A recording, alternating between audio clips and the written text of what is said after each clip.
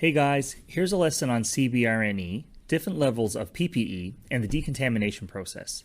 So CBRNE stands for chemical, biological, radiological, nuclear, and explosives. This term has a lot of overlap with hazmat, which is hazardous materials, and in this course I'll use these terms kind of interchangeably. In actuality, CBRNE generally refers to intentional or deliberate releases of hazardous materials, for example, a terrorist attack, whereas hazmat would be small scale or accidental. Since both terms cover a lot of the same ground, I'll mostly focus on CBRNE. So obviously these calls aren't our everyday occurrence if you work, well, anywhere. These are the type of calls that typically lean to the fire department's expertise, and often will play more of a supporting role in these type of emergencies. So let's start these emergencies like we do with any other, a good scene assessment. Safety is paramount in these calls, and as soon as you realize you're in a possible CBRNE emergency, you need to get yourself to safety. The big fear here is the spread of any contaminants. That's the CBRNE part of the word. So get yourself to safety and devise a plan from distance. So let's do this like a scenario. You're responding to a rollover MVC on a highway, and as you approach, you realize that the vehicle is actually a fuel truck and its contents are leaking out onto the highway. As soon as you realize you're in a situation like this, you're probably too close already, so back it up. If possible, get upwind of the incident and then start looking for placards or descriptors of the vehicle. This will tell you what kind of situation you're dealing with.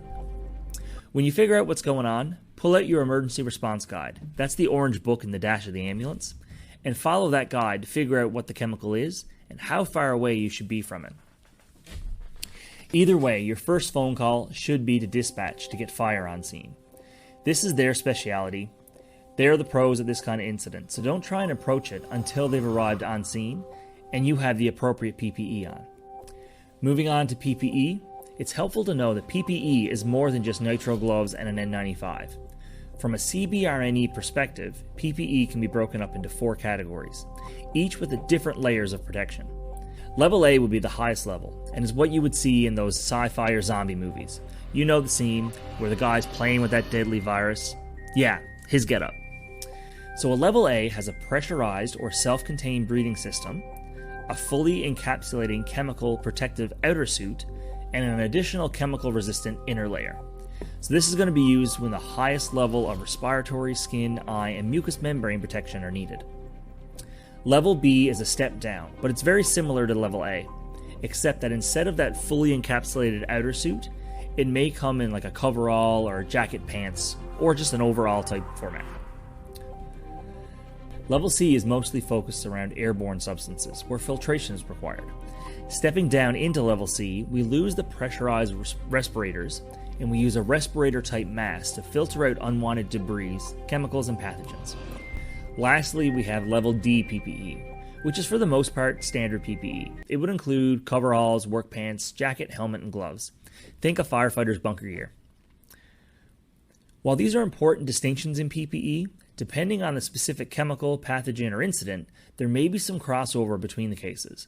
Now that we've gotten to safety and everyone's been suited up in the correct PPE, we can work on the next step, which is getting the patients out of the scene. But it's not as simple as just carrying them out.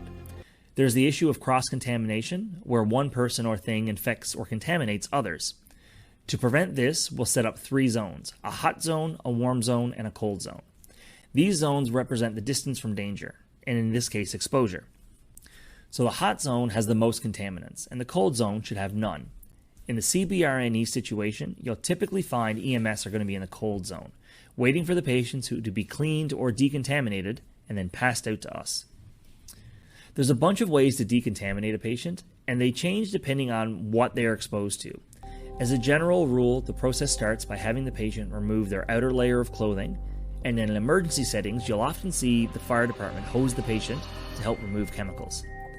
As a rule of thumb, we try not to use chemicals or other compounds to neutralize the contaminants, as this can often lead to heat generation and burns.